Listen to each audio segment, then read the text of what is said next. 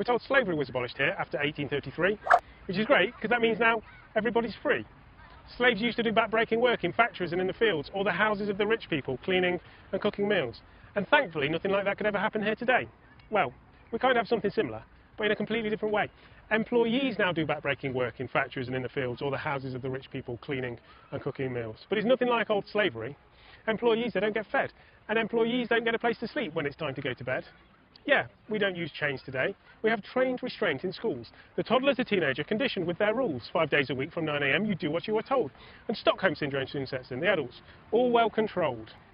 Yeah, slaves could be killed or raped, locked inside a basement, but employees still get killed at work.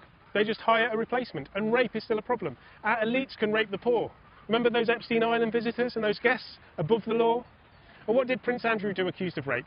He didn't sweat, and he never went to trial because the rich get what most don't get. The rich get impunity. Poor people pay the price. The rich aren't rich without the poor, who get bread for sacrifice. If you're forced to work 5 days a week, then you're not free, because the freedom to choose what work you do is like free-range slavery. And a wage slave's like the old slaves, except with extra steps, where you source your own accommodation and food with monthly checks. We're forced to purchase goods and services, and for so many, there's little hope. With the price we pay to buy a house, it's like you hang yourself and buy the rope. And if you try and beat the system, build a free home in the wood, you could be arrested. Their enslavement is that good. It's illegal to go hunting or grow food inside the park in this brave new Orwellian nightmare world designed by oligarchs. You could argue it's not slavery, yet every day we must obey. All the corporations that employ you control what you do and say. How's it not slavery to own the profit of what the whole factory makes when the poor workforce are forced to work for peanuts without breaks? They trap us in this rat race hole with golden handcuffs you can't see, and I'm trapped in it too. I work as an extra in film and TV.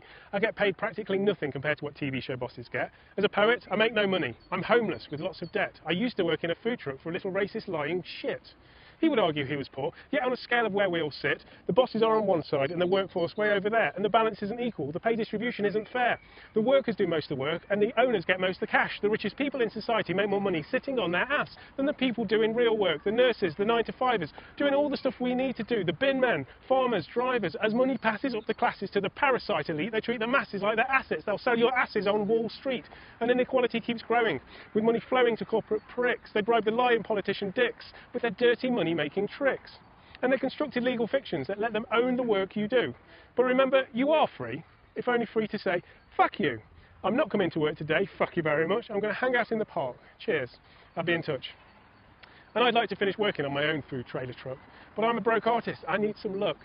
And you could give me a tip. It would be amazing if you do. I take cash or Bitcoin donations through strike.me/Mr. Drew P. Thank you.